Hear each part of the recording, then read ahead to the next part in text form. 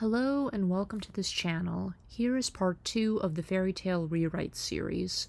I highly recommend watching the first part before this one, which I will link in the description box below.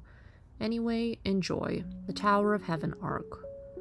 Back at Fairy Tale, Happy, Gray, and Natsu learn that Loki is actually a celestial spirit, Leo the Lion. Happy compliments, saying that he's a grown-up cat.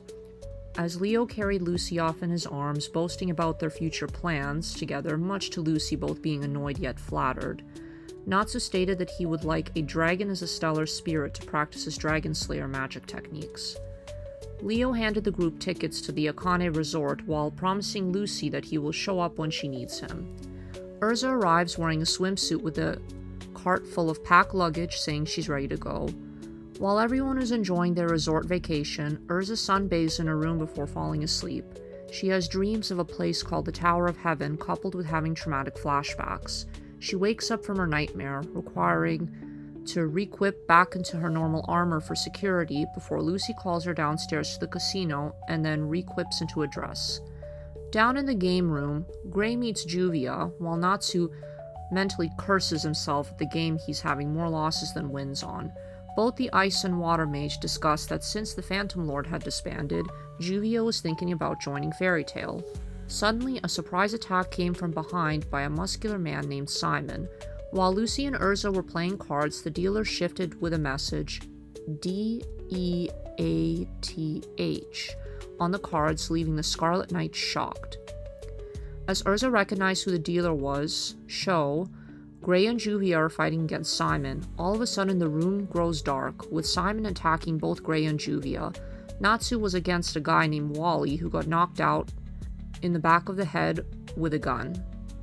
As the lights come on, Urza learned that Sho has magic card, trapping everyone in the room. A woman with a cat-like appearance named Miliana binds Lucy with tubes. Urza, seeing her friends endangered, coupled with seeing her old childhood friends, is terrified, demanding them to release Lucy before being knocked out with a sleeping bullet. Happy gets captured alongside Urza, with having been whispered, "Sister, you are going home to the Tower of Heaven." While bound up, Lucy attempts to summon one of her celestial spirits, but the ropes on her repelled magic. She finds help from a man trapped inside a car to use a knife to slash the tubes. As Lucy broke free, she finds Gray, a dummy of him, and accidentally ends up breaking said dummy. Thanks to Juvia's waterlock, both her and Gray materialize, with Juvia declaring to Lucy as her love rival. They see Natsu, who's got a large bruise on his head, who was not hurt thankfully, but pissed off. Natsu recklessly decide to go after him using a scent. Elsewhere, Seagrain appears. Of course his actual name being Jalal. Jalal asked the mysterious man why Urza was spared, with Jalal simply remarking that the world without her would be dull and boring. However, since the Tower of Heaven construction is complete, she would need to die as Zeref's sacrifice. On the ship, Urza wakes up and requests to be untied and won't fight back. Sho refused her request before proceeding to call her a traitor. The Scarlet Knight asked to at least put on her armor as she's afraid to go back there without it. Sho said he missed her before shouting at her why she betrayed Jalal. Urza remembered a young blue-haired boy who told her to not be scared as they will all get their dreams, goals, and freedom. Meanwhile, the Magic Council is discussing possibilities of another R-System tower, having a view from the 8th one suspecting the resort incident involved that tower's creators. Seagrain states the R-System tower is called the Tower of Heaven.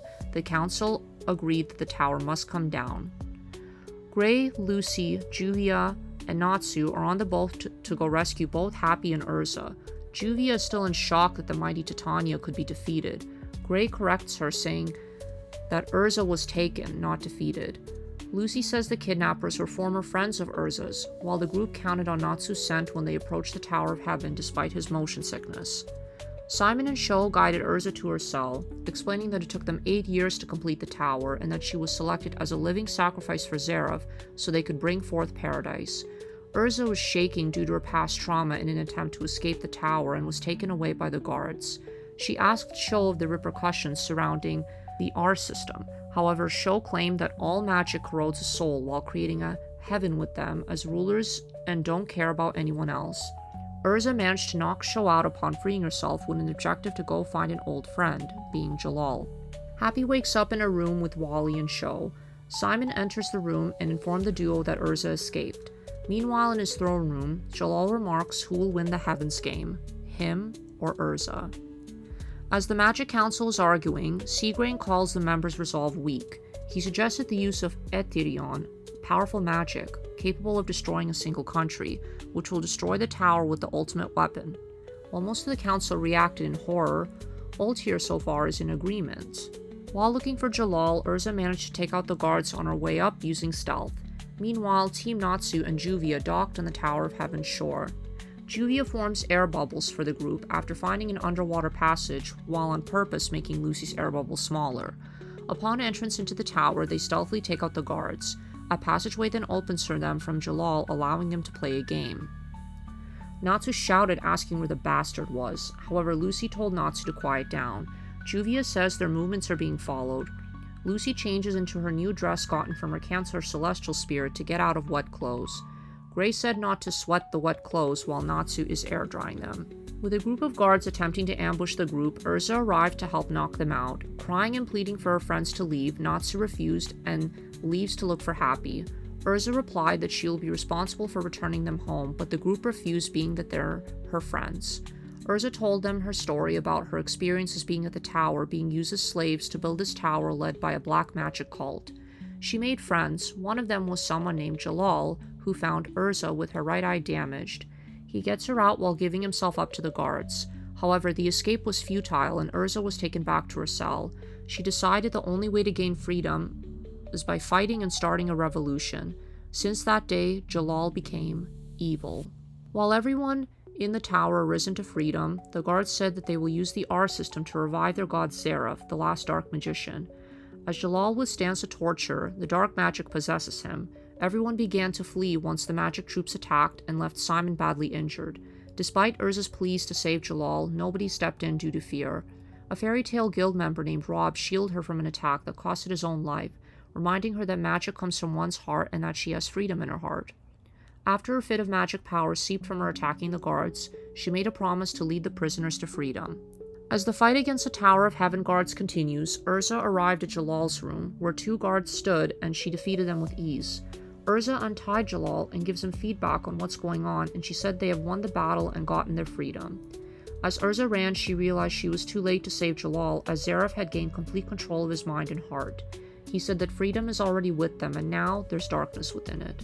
Meanwhile, all the escaped prisoners are on the ships. Wally found a magic movie crystal and watched a film with Miliana. Sho waited for Urza and Jalal to arrive so they could leave immediately and was concerned with the pair taking their time. Jalal said that in this world, there's no such thing as freedom, and the only way to get it is by bringing Seraph back to life. He killed the two guards who tortured him, even though Urza told him not to. He wanted her to complete the R system together, and when she refused, he blasted her away and told her to leave with her freedom. But he told her not to tell anyone and not to approach the tower, or else he would kill everyone in order to keep the tower a secret. He said that he will keep the prisoners there to help him build a tower, which he believed to be the way to heaven. Urza then woke up on a beach crying. Urza declares that she will be the one to fight Jalal.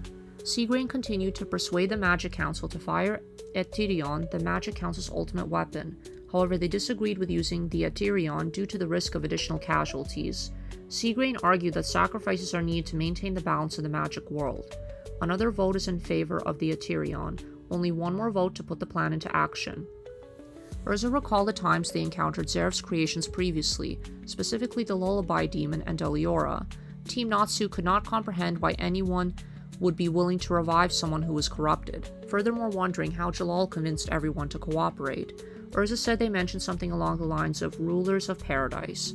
Sho appeared, thinking about what Urza brought up before. In this battle, win or lose, I will disappear from this world. He told the story Jalal told them where Urza blew up the ships and abandoned them. Both Lucy and Gray asked if that was something Urza would do, but Sho couldn't answer. Simon then comes in saying he missed Gray's attack from earlier on purpose, and knew the whole time of Jalal's manipulation and lies. Urza apologized for being weak and unable to do anything. Simon replied that he caused all this in order to gather strong mages to fight Jalal, and Natsu's power will be an asset in order to defeat him. Natsu enters Miliana's room searching for Happy. He found and put on a cat helmet, only to find out he couldn't remove it. Natsu felt a presence come up behind him. Natsu remarked that he would shock Lucy, Happy, and Urza with his getup. Wally was standing behind the pink-haired mage with his gun. Miliana stops Wally. To play along, Natsu meows.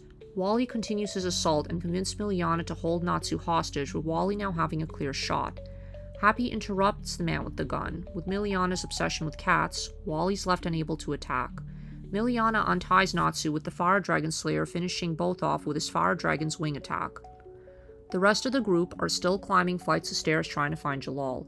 Even with his telepathy, Simon was unable to contact the others. Gray still doesn't fully trust Simon as he did attack them previously. How could they beat Jalal? Natsu had a power that was dormant within him, and when that power would be awakened, evil will be neutralized. Jalal declares the real game to start upon Wally and Miliana's loss. He summoned his team, Trinity Raven, from the Assassin's Guild, Death's Head Caucus. Happy managed to take the cat helmet off of Natsu's head before it pops off and then landed on Wally's head. Wally stopped the duo from leaving. Jalal announced the beginning of the Heavens game and briefly explained the rules. If the door to heaven opens, he wins. If they stop him from doing it, they win. There is one additional detail with the Magic Council likely using the Etherean cannon, leaving everyone in the tower to perish. Wally confided in Natsu that freedom was all they desired. Natsu having somewhat of an idea regarding the type of freedom he was referring to, the pink-haired Dragon Slayer briefly thought about while having his own freedom while finding Igneel. Regarding the present moment, thinking about Urza's freedom, Natsu decided he was going to attempt to cheat and use Happy to fly to the final stage and reach Jalal. Having finally come to terms with the truth, for Urza's safety, Sho keeps her inside his magic card, deciding to beat Jalal himself. However, Fukuro from Trinity Raven intercepts him and finds Simon. Natsu at first does not trust Simon. However, after Simon explains his reasoning behind his actions, Natsu became more willing to trust him, at least more than this Jalal guy. Natsu swore he heard his voice somewhere before. As Simon uses his dark moment magic, unfortunately it does not face Fukuro. As Simon is knocked down, he explained to Natsu that Trinity Raven is part of a dark guild called Death's Head Caucus, taking on only assassination jobs. Being aware of how these dark guilds operated like Eisenwald, Natsu grew pissed. Fukuro said to Natsu that evil in this world cannot be allowed to live and that Natsu was part of it. Being provoked, Natsu goes in for a jab, however Fukuro's speed topped his. Simon remarked that Trinity Raven were beyond what the rumors claimed. Jalal counts Simon out of the game, hoping that Natsu Dragneel would approach him. He'd been eyeing the boy and wanted to see what he was capable of if Natsu could make it to him. While Lucy and Juvia were looking for Natsu, Juvia instigated another backhanded compliment towards Lucy before a loud sound reached them. A member of the Trinity Raven, Vidaldus, reached them. He proceeded to attack them with his hair, however his attack passed through Juvia. Lucy stepped aside as she knew that with her current strength and abilities, she could not match an assassin. As Juvia uses her water lock, Vidaldus absorbed Juvia's water magic with his hair before making her his succubus, playing on his electric guitar the Rock of Succubus song. The water mage, having been brainwashed by the song, attempts to target Lucy. Jalal soon counted both ladies defeated and out. Lucy was hesitant to fight Juvia despite the water mage having not been the most welcoming towards her in the group, but she did not have a choice. Juvia turned her body into water and pulled Lucy into it. Lucy was able to hear her heart speak, saying how much life and joy the guild had given Juvia, and she apologized for her past actions while shedding tears expressing remorse. As Lucy was able to get out, the blonde says the one who expresses remorse deserves second chances and is welcomed into Fairy Tale. Lucy gets an idea to summon Aquarius after sticking her hand inside Juvia's water body. With Aquarius' temper being haughty, she attacks all the combatants on the battlefield. Vidaldus attempts to absorb Juvia's water and ends up losing control of the water mage in the process. A unison raid, powerful magic type, is formed. Jalal was both impressed and shocked that they were able to pull it off. From the absorption, Vidaldus' hair falls off before being knocked out. Aquarius scolds Lucy to not bother summoning her for a while before leaving. Juvia accepted Lucy as both a friend and a comrade.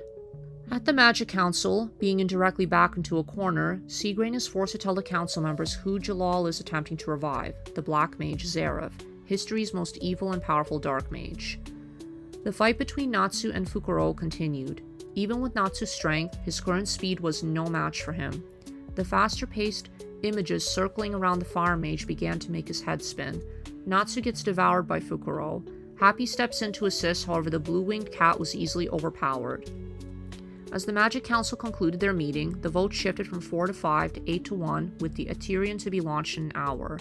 Yajima asks Seagrain if he would be taking responsibility, to which the blue-haired man nodded. Referring to Urza, Jalal asked, "What will you do, knowing that light will rain down?" Gray remembered the day Urza first arrived to Fairy Tale. Kana reads his future and says that today will be his lucky day. The young black-haired ice mage wondered what it was. It couldn't have been worse than the time he lost his wallet after falling in a ditch. One day, Urza sat eating by herself. Gray attempts to talk to her but got no response. He asks why she's always wearing armor in a mage's guild after kicking a table.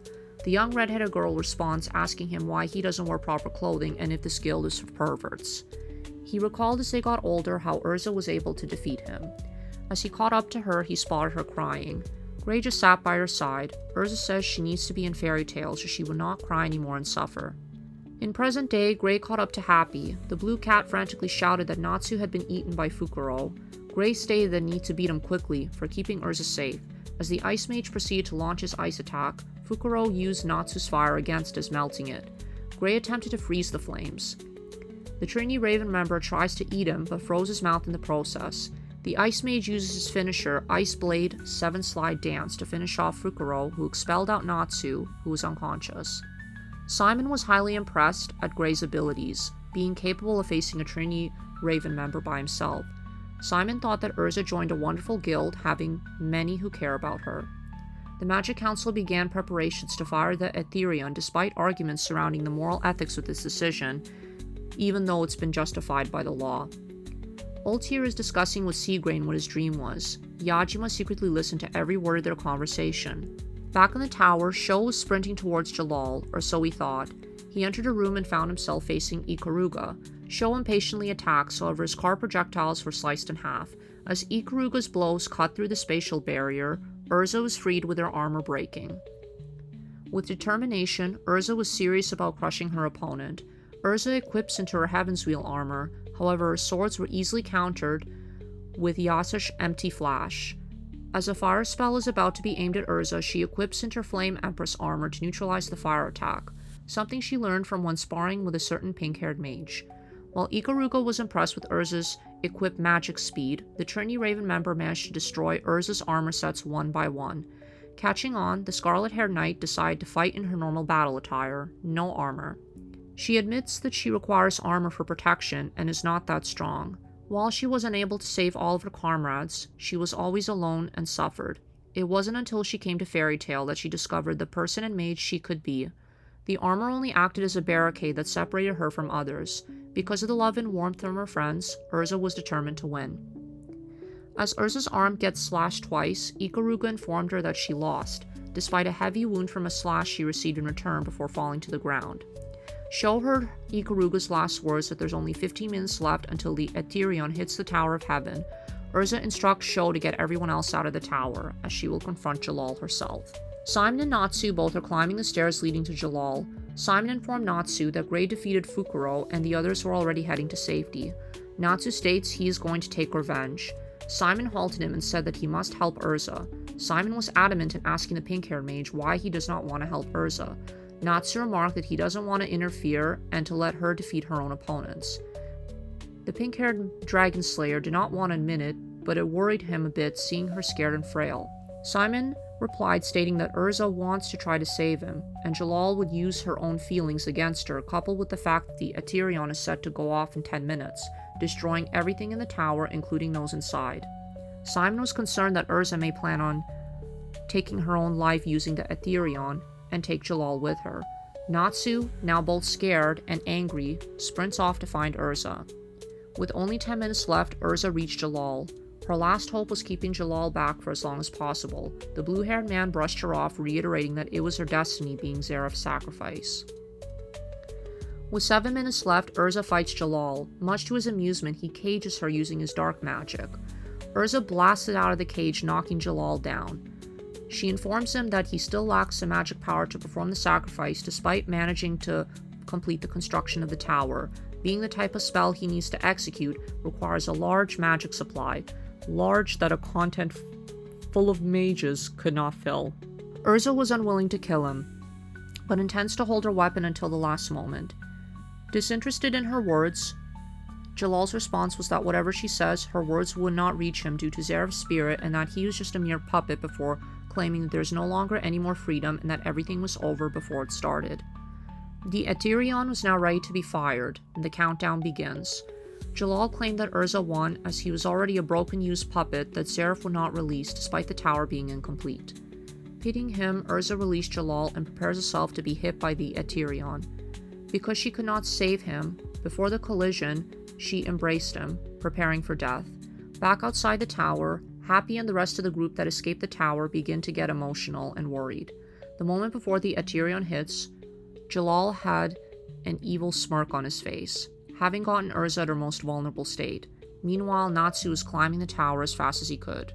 As the Eterion finally descends on the tower, the magic forces cause the boat to overturn. Thanks to Juvia's waterlock, they remain safe. The watching Magic Council members saw that the tower is still intact and in fact made of lacrima crystals, completely absorbing the Eterion rather than destroying it. Inside the tower, Jalal lets Urza know that the tower had absorbed the necessary energy to finish the R system. The Magic Council members remain stunned at the sudden event changes. Yajima proceeded to confront Seagrain, demanding an explanation. However, the blue-haired councilman disappeared. Suddenly, Seagrain appeared beside Jalal, shocking Urza. Urza, upon realizing that Seagrain infiltrated the Magic Council with the purpose of firing the Eterion, should have realized from the beginning. Amused at Urza's naivety, Seagrain stated that he was not Jalal's brother, but a mere thought projection, the two being one and the same the whole time. As Seagrain merged back into Jalal's original body, his full magical power had been restored. With her Arc of Time, Ultir attempts to destroy the Magic Council headquarters. Yajima knows that she was one of Jalal's followers and willing to give her life for his dream. Back in the tower, Urza gets pushed back by the blue-haired man. She wields two large swords, proceeding to go on the offensive until the Bind Snake spell immobilized her. He walked over smirking, explains that her body is being used as a sacrifice, will be decomposed and then recomposed into Zarev's body before submerging her into the lacrima. He turned his back on her, claiming to have had previous affection towards her. As Urza cried out in pain while screaming his name, Natsu steps in and pulls her out of the lacrima. Urza told Natsu that she is unable to move. To cheer her up, the pink-haired mage began tickling her. She cautioned him to not fight Jalal as he can't win, but Natsu refused to hear it. Upon looking at Jalal's face, he recognized that smirk. Yeah, that smug Magic Council bastard, he thought. Natsu promptly knocked Urza out so that she could remain strong and independent like he knows she is. With flames forming around his fists and feet, he turned to Jalal and told him it's his fault that Urza was crying and frail, that he will defeat him so that Urza can be her true self. The long-awaited battle between Natsu and Jalal commences, with Natsu determined to save Urza, his beloved comrade and friend, who laid unconscious on the tower floor. Natsu puts in all of his anger and rage, landing powerful blows toward Jalal, using a variety of his fire dragon attacks. Surprisingly to Natsu, while at the same time not so much, the blue-haired former councilman taunts him, stating that despite being the son of Igneel, that if this was the full extent of his Dragon Slayer magic, that it was merely disappointing. Natsu got pissed. He really did not like to be talked down to regarding his magical capabilities. Then again, thoughts began to click in his head. Was he right? The pink-haired Dragon Slayer had no additional second to think, as Jalal, having removed his outer coat, proceeded to counterattack using heavenly body magic. With his meteor spell, Natsu, like with his previous battle with Fukuro, could not match Jalal's speed and put himself yet again in a vulnerable position. This time, he knew that he did not have anyone else to back him up, seeing that Urza was still unconscious. Natsu tried to focus on Jalal's movement, saying that while he was unable to use his sight, he could still work with his other senses. Sadly, the blue-haired man increased his speed, and Natsu just missed his chance to counter. Jalal gloated that he has the upper hand in this fight. After firing his Grand Chariot spell directly at Natsu, he was surprised to still see the Fire Dragon Slayer still barely standing. Jalal remarked that he had gone a tad overboard, damaging the tower. Natsu began to pick up small crystallized pebbles and began chucking them at Jalal, with small outlines of dragon scales outlining his face as the flames increased, having awakened Dragon Force. Upon hearing what Jalal said, Natsu, with a flame-coated fist, stated that property damage was Fairy Tale's specialty. Despite his injuries, Natsu gets up. Jalal gloated before threatening the boy, saying that he will make him regret his actions. The battle continues. Jalal attacks Natsu, however the Fire Dragon Slayer taunts him back, saying that he's holding back to not damage the tower any further, with the blue-haired man's attacks having no effect on him. Urza began to slowly awaken from her slumber, watching Natsu battling her old childhood friend. She noticed on his face that he had dragon-like scales. Natsu uses his Fire Dragon Slayer magic, which damages the crystallized tower that took Jalal several years to construct. As Jalal prepared a spell to kill Natsu, Urza quickly got up and stepped in front of the Fire Dragon Slayer, hoping Jalal would retract his attack and spare him. The blue-haired man said that he no longer needs Urza and shoots the Altiris spell directly at her. As Natsu screamed out Urza's name, Simon showed up and protected both him and Urza, taking the impact of the spell. Simon, completely numb, falls to the ground. Urza runs over to comfort him, in tears. In his final moments before death, he revealed his feelings for her, remembering the little girl standing in front of him before passing on, with Urza screaming and crying even more. Jalal maniacally laughed at Simon's sacrifice and expressed no remorse. Natsu, very pissed off, punched Jalal before consuming the Aetherion. As Natsu was chewing on the Aetherion, both Jalal and Urza looked at Natsu like he had a death wish. Upon consumption, the Fire Dragon Slayer had difficulty consuming the substance. Jalal chuckled and remarked that Natsu will die due to his own impulsive actions. Despite Urza's pleas to Natsu stating that it's toxic consuming Aetherion, being that it contains elements other than your own, the Fire Dragon Slayer managed to be able to swallow it, awakening more of the Dragon Force's power, alongside dark markings protruding along part of his face, and a bit on his fingers, showing what looked like small claws protruding from them. Behind him appeared a burning dragon. Natsu was angry and more than willing to beat Jalal senseless, especially having just killed someone. As Natsu began attacking, with speed that matched his, Jalal had difficulty defending against his blows. The Fire Dragon Slayer recalled a promise he had made to Simon to protect Urza. As a last resort, the blue-haired man cast Meteor to try and match Natsu's speed, however, couldn't. Natsu continued to hit Jalal with additional powerful punches in a frenzied rage. Jalal said that he could not be defeated and that he must achieve true freedom, all for Lord Zarev.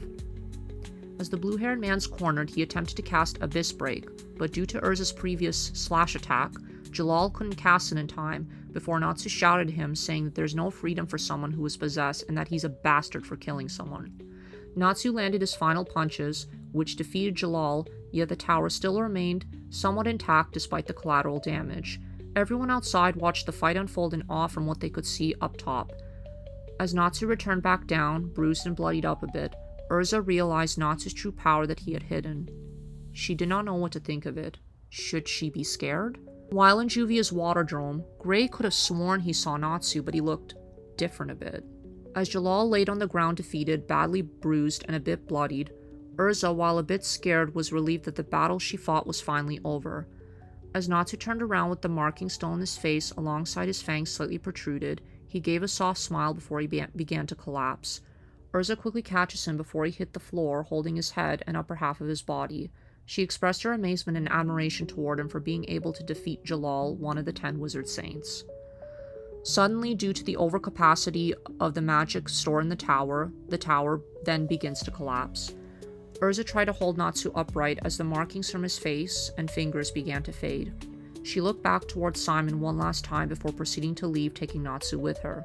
Even if there was no way out, she will try to find one. She knew it was her turn to save Natsu and everyone else in Fairy Tale, and her old comrades. She decided to fuse with the Aetherion in an attempt to control the tower from fully collapsing. Upon hearing the booming noises, the Fire Dragon Slayer regains consciousness and sees Urza, at least he thought he did. It was in fact Urza telling Natsu on how to control the Aetherion. Natsu quickly gets up, exclaiming that she will die, and pleaded her to stop. Urza revealed her feelings towards everyone in Fairy Tale and her comrades, claiming a world without them would be hard. Urza then fuses with the Lacrima, hoping to save her comrades dear to her like Natsu. The magic inside the tower shoots straight up into the sky. In Urza's vision, she's wearing a white dress seeing her funeral with every Fairy Tale Guild member. Makarov gives a speech saying Urza was like a daughter to him. While she was awarded a place among the 10 wizard saints and as a magic council member, Fairy Tail was devastated over her loss. Seeing Lucy's and Mira Jane's sadness, Happy and Gray's depression, and Natsu, he looked like he had a mental breakdown. Urza cried, saying that it was not her intention leaving the guild sad but with a smile. If this was the future, it was not what she envisioned being. She woke up seeing Happy, Gray, Lucy, and even Juvia asking her if she was alright. She realized that Natsu rescued her, carried her to shore, that he saved her in that lacrima vortex. Natsu told her to never do that again, as they are all the same and share her pain. Urza nods and told him that dying for one friend is not the answer. Living for them is. Natsu wakes up in the middle of the night. He scanned his surroundings. He saw that he was back in his hotel room at the resort. He looked at his hands. They were bandaged up alongside the rest of his body, including his head. He felt his stomach churn. Before he could think any more, he covered his mouth before going to the bathroom and expelling the bile, containing small pieces of the Etherion that was still in his system. "Looks like I'm still feeling the effects of the Etherion," he muttered. Natsu began to feel parched, so he turned on the bathroom sink and began drinking from the faucet. Even in the darkness, he could slightly make out his features. He looked not only ill, but tired. "I should consider doing some training when I get back home," the pink-haired dragon slayer thought before he exited the bathroom and went back to bed. Before he could fall asleep, Natsu experienced thoughts swimming through his head back from the tower. Looking back, if Igneel saw what he did, he would shake his head in disappointment. Sure, Natsu won and beat Jalal, but to him it felt like an undeserved victory. Urza was happy, sure, but for some reason deep inside he wasn't. He was clearly outclassed compared to the rest of his teammates. Heck, even Gray managed to take on a Trinity Raven member by himself when Natsu instead got swallowed up. Looking back at all the recent fights he had, the Vulcan, while was a team battle with Gray, and he did the finishing blow, he couldn't finish him off without Gray's ice make magic. With Duke Everlew, one of Lucy's annoying celestial spirits dragged him into it, sure, but that was Lucy's battle and not his. He felt unnecessary. With the Eisenwald Guild mission, Natsu almost screwed up the mission, especially when Urza punched him after he fought one of the Eisenwald Guild members without gathering intel and initially got tripped up by that bastard shadow magic.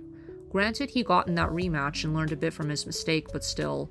Aragorn, well, if it wasn't for Mira Jane's assistance, they could have failed in getting the lullaby flute. Then at Galuna Island there was that Toby kid. Well, that ended in himself getting electrocuted. And Leon was intended to be Gray's opponent, not his, and felt that he was unneeded. Then the Phantom Lord incident. There was no excuse in his fight with Godgiel. If Lucy was not there to assist, Natsu would have lost despite his fire magic being advantageous against Godgiel's iron. Then Natsu eventually fell back asleep as his stomach settled down. Lucy, Happy, Gray, and Urza come and visit Natsu during the day as the pink-haired mage slept. Lucy assured Urza not to worry and to stop apologizing. The scarlet-haired woman looked at Natsu's sleeping form. He looked normal at the very least. That power that was laying dormant inside him that she suspected. Could it have been what she witnessed at the tower? Before she could think about it more, Gray asked Urza if she was alright. Urza could only simply nod and change the subject, asking the ice mage where Juvia was. Gray said that she left early to go see Makarov and join Fairy Tail. Meanwhile, two dragons are shown in a region full of magma rock and volcano. The large red dragon was talking to the pure white one named Grandini about Natsu. The red dragon, being Igneel, instructed Grandini to make haste after she stated that Natsu could eventually die. She doesn't leave and hopes that when Wendy crosses paths with Natsu, a form of trust could be established. Igneel mentions Zeref alongside dragons not allowed to get involved in trivial human matters before Grandini leaves. Looking forward to meeting the Red Dragon at the Dragon King Festival. Back at the resort, Urza provided an offer to her former tower comrades to join Fairy Tail if they didn't have a place to go. Urza felt at least she thought that Jalal spoke to her. She mentioned to Lucy that once Zeref's spirit has left Jalal's body, he redirected the Etherion into the sky in exchange for his life. As Urza couldn't find Sho and the others, she asked Lucy and Gray to help prepare the fireworks. As Urza finds Wally, Sho, and Miliana, they told her that they decide to make their own lives for themselves while seeking out the freedom they desired. Urza smiled at them, saying that with the resolve, they can achieve anything before requiring re-equipping into her farewell fairy tale armor for the official farewell ceremony, going over 3 rules. 1. Never reveal fairy tale information. 2. Never use clients met through the guild for personal gain. And finally 3, if paths differ, never forget the friends held dear and never consider yourself insignificant. Then the fireworks released with her crying from both eyes again. She wanted to go check on Natsu, as he wasn't present. Urza went to go and knock on Natsu's door. The pink-haired mage opened the door, still clad in his bandages. Urza offered him to come outside to see the fireworks. Natsu, however, politely declined and said that he was simply too tired and wanted to rest a bit more, not telling her that while he had been awake that he was secretly doing his training routine consisting of push-ups and crunches before closing the door. After the pink-haired Dragon Slayer closed the door to go to sleep for the night, he could only think of what Laxus told him that frequently pops up in his mind. If you want to be S-class, start doing the opposite of everyone else. Meanwhile, coming across a familiar dark-haired woman taking a bath, Ultier admitted since childhood that she was simply just manipulating Jalal and that Zareth was sealed away, not dead. As she's communicating with someone through a lacrima, revealing her actual goal to unseal the Dark Wizard, using Jalal to obtain one of the keys. While Natsu decided to go back to his own house to rest, the rest of Team Natsu, including Happy, are amazed seeing a souvenir shop and an open-air cafe included. Kana asked them to come on in and see the new guild, elaborating how many things have changed. A pool behind the bar, a rec center, and now all the members can go up to the second floor for requests.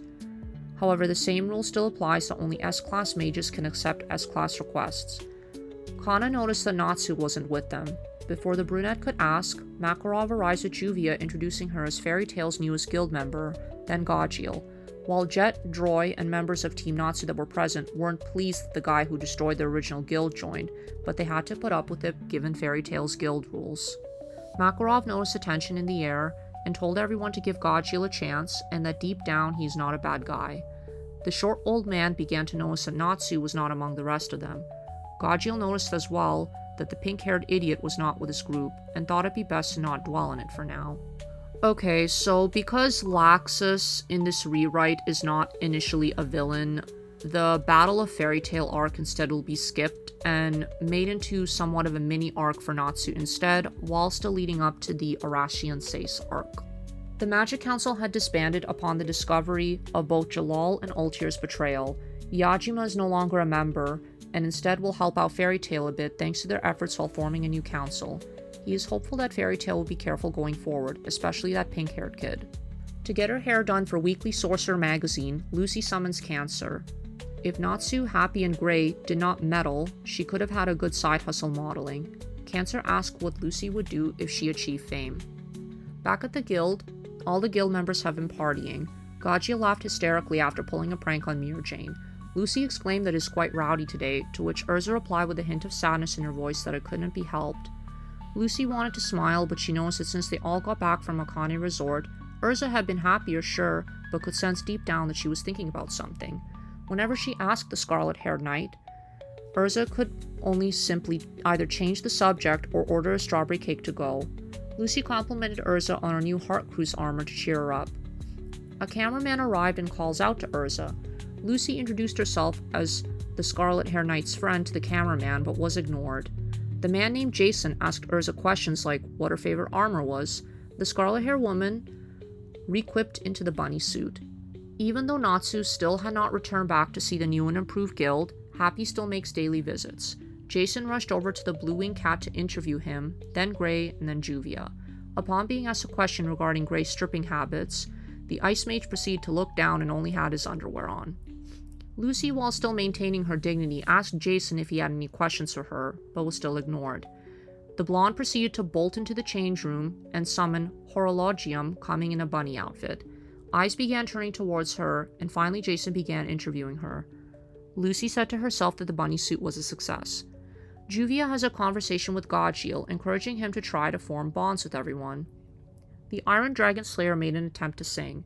He asked Lucy to be his dancer. While Lucy was reluctant at first, she agreed if it will still keep the cameraman's attention towards her. A few weeks later, the article on Fairy Tail was published. An old man picked up a copy from the trash and stared at Lucy's picture. At a pub, Laxus arrived to order as usual. He overheard a group of men chuckling at some magazine he could care less about. A man Zato approached the Lightning Mage in an attempt to taunt him. However, the Lightning Mage proceeded to ignore him and told him to piss off. The man backed away upon sensing his aura. A group of 3 other mages entered and proceeded to ask Laxus if this group was trouble, the long green-haired man, named Fried, said. The spectacled brunette Evergreen turned toward their direction, to which the men instead focused towards her instead of Laxus. "Nothing to be bothered with," replied the lightning mage. Back at Fairy Tale, Lucy was seeking out a request job so that she could do by herself, as the others were all busy doing their own thing. Natsu still had not returned back to the guild after a few weeks. Despite occasional visits with Gray to his house, she noticed that Natsu seemed more withdrawn and similar to Urza, not wanting to talk about much and keeping a straight face, which was unlike the Natsu she knows, who is normally loud, cocky, and stubborn at times. As Lucy spotted an easy job, Gajil swiped the posting off her hands and leaves. Before the Iron Dragon Slayer could step out, Levy's companions Jet and Joy stop him. Gajil allowed them to make the first move before swiftly dodging their attack and leapt out a nearby window. He first wanted to make a pit stop along the way. Natsu had spent the past few weeks doing a bit of both self-reflection alongside personal training. While he appreciated some of his friends like Lucy and Gray coming to visit, he wanted to keep to himself for a bit. He even took the time to clean up his home interior a bit. He initially wanted to toss out his old training dummy that Urza gave him when they were younger, but instead put it in a corner for sentimental value. Maybe he'd burn it later in case for extra firewood. To Happy, it took the blue cat a bit of getting used to the cleanup, but the ex-seed adopted and acknowledged that the home looked much cleaner. Upon stepping outside to go catch some fish, Gajil was walking towards the pink-haired dragon slayer. "Hey, where you been the last few weeks? Your friends asked about you," the Iron Dragon Slayer exclaimed. "It's none of your business," replied Natsu, clearly disinterested in having a chat. "Yeah, it ain't. To be honest, I don't really care, but you should at least drop by the guild. Anyway, I can't stick around long, got a job to do." As Natsu saw Gajil walk off, the pink-haired dragon slayer contemplated and thought maybe he should stop by to at least speak to the old man. As Lucy headed home thinking of a way to pay her monthly rent with Happy flying beside her, she spotted a familiar face walking towards her place. It was Natsu. Finally, he came out of the woods and in town. Happy was shocked and also proud that Natsu was here. Lucy greeted the Fire Dragon Slayer and asked him if he was dropping by to see the new guild. Natsu simply replied that he was just going to speak to Makarov, and that was it. Regardless, the blonde was happy seeing her comrades slowly coming around. Lucy had to admit the past few weeks when her and Gray visited Natsu, some conversations were either awkward or often resorted to topic changes like food and training. He waved to her with the back of his hand as he continued walking toward the guild. Happy wanted to follow Natsu, but understood that this was a private matter and did not want to get involved for now. The blue cat proceeded to hand Lucy a flyer for the Miss Fairy Tale contest, where the winner receives a 500,000 jewel cash prize. Lucy decides to participate, as to her it's both good cash and a modeling opportunity. Back at the guild, both Mirajin and Makarov were making preparations for the Fantasia parade, since Laxus was back in town. Makarov recalled when Laxus was a young lad. Despite his tough exterior, he still upheld his respect for Fairy Tale. He recalled the times when Laxus was younger that he was more moody and angry. A young Laxus is reminiscing about his younger days inside the cathedral. He remembered one debate he had with Makarov, in which he admitted that he grew tired of being recognized as the master's grandson and scolded the old man for excommunicating his father Ivan. Makarov responded that his father was bringing harm to his comrades, and in circumstances, their relationship didn't matter. Before leaving, Laxus said, "The day will come when he will eventually be stronger than the old man." At the Cardia Cathedral, Mystigan confronted Laxus and demanded that the Thunder Palace be deactivated. Laxus talked to Mystigan, stating that there are rumors going around about who the strongest mage in Fairy Tale was. The blue-haired man said he has no interest in such things, but that he would propose guild arts. Laxus remarked that guild arts, while he was a member of Fairy Tale, was hardly around, and while Urza showed potential, she was still weak. Mystigan disagreed regarding Laxus' comment on Urza, however decided to drop the matter. Makarov indirectly noticed that Mirajin makes Laxus calmer and be more willing to open up. The guild doors open, and to both their joined surprise, they see Natsu. As the pink-haired mage greeted them, Makarov asked to speak to him upstairs in his office for a bit. Upon arriving at Makarov's office, the old man ushered the boy to have a seat. Natsu casually plopped down on the couch facing Makarov's desk. When Natsu asked what that stack of paperwork was, if it was property damage bills, Makarov remarked that it was worse, simply being taxes. The old short man knew that the boy was beating around the bush, so he decided to press him a bit, mentioning whether the events from the tower had anything to do with it. Makarov suspected that to be the case, given that Urza, while less strict, became a bit shy and unwilling to talk about it. Natsu admitted that he blamed himself for what happened, that he couldn't save Simon, and that if his father he was still searching for saw what he did, that he would be disappointed in him. Given that Natsu was reluctant to talk more about it, even though he should not bear the burden, Makarov proceeded to briefly tell him a bit on how Fairy Tail was first formed. He even remarked that Natsu had a lot of potential to be a good wizard, and to indirectly motivate him, saying that if he spent more time on himself practicing self-discipline, he could have been an S-class mage by now.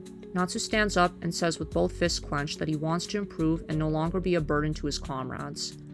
Makarov nodded, seeing that the young Dragon Slayer wanted to grow and become that mage he aspires to be. Makarov mentions the upcoming S-class exams happening in a few months from now and will help whip up the boy into good shape. He lets Natsu know that he will arrange someone to be his sparring partner, followed by lending him a book on the study of magic. The pink-haired mage groaned at the prospect of reading. It's not that he didn't want to read, it just didn't keep his attention span, despite Igniel teaching him the fundamentals, and then later on, Urza finishing off his education against his will. To add insult to injury, so to speak, Makarov asked him to write a summary of what he learned from the book and has a few weeks to write it up. Natsu nodded, anything to help better protect his comrades. As the Fire Dragon Slayer left, Urza stopped by the guild. Mira Jane ushered Urza over to the bar and told her that Natsu stopped by and that she just missed him. The scarlet-haired woman perked up, happy that Natsu came back to the guild, but also sad because she wanted to talk to him.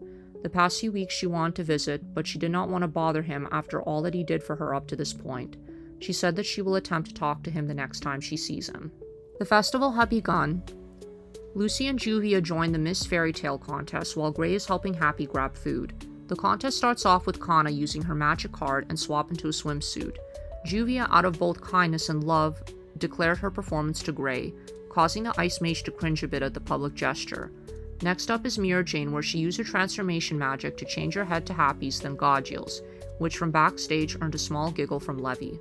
Urza was next, using her re-equip magic, changing into a gothic Lolita outfit. Levy, using her magic, began to write things in the air. Visca shows off her shooting abilities. Last up is Lucy, where she ends up performing a cheer with her celestial spirits. Despite Leo's failed flirtatious attempts during the cheer performance, Lucy ended up winning the contest and gets the 500,000 jewel cash prize money, which will help cover her monthly rent for the next 6 months, even though she will still take up request jobs now and then. Laxus had dropped by the Fairy Tale Guild with his Thunder God tribe companions, Freed, Evergreen, and Big Slow. Mira Jane greeted Laxus and his group. The white-haired mage let Laxus know that his grandfather wanted to speak with him. He nodded and headed upstairs. As Laxus opened the door, Makarov gave his grandson a proposition. He says that he has a mage who needs guidance, and that given the lightning mage turned down the guild master's position, and Mira Jane had a lot on her plate, Makarov is giving Laxus this opportunity.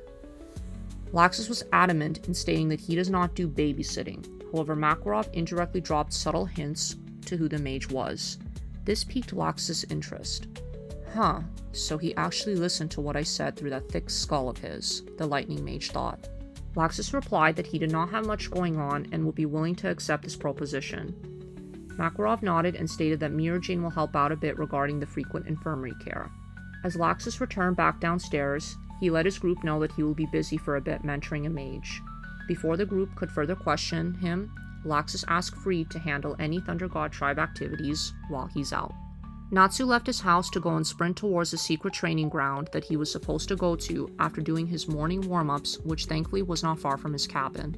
Upon arriving, he sees a familiar figure sitting on a rock reading a book. Natsu frowned. The old man got him to train me? He thought, clearly displeased yet curious given that Laxus was the one that told him to start doing the opposite of what everyone else was doing. So, the old man got you? Natsu asked. Yeah, Laxus replied as he closed his book he was reading. But why? He asked, spoke highly of you more or less, Laxus said. You don't like me, Natsu blurted out. If I didn't, I wouldn't be here, the Lightning Dragon Slayer said. And he meant it. It's not like he outright hated the kid. He just found him to be an angry, annoying loudmouth. Laxus didn't want to admit it, but he saw a bit of his younger self in Natsu back when he used to have anger problems. Silence coupled with the wind blowing made this a bit awkward. Natsu broke it by asking where to start. So, how's this gonna go? I spar with you? Natsu asked. Uh-huh. Huh? Natsu was both confused and getting annoyed at Laxus' smugness. Laxus stood up from the rock he was sitting on. You know, let's cut to the chase. I got better things to do. Just show me what you can do, and we'll take it from there.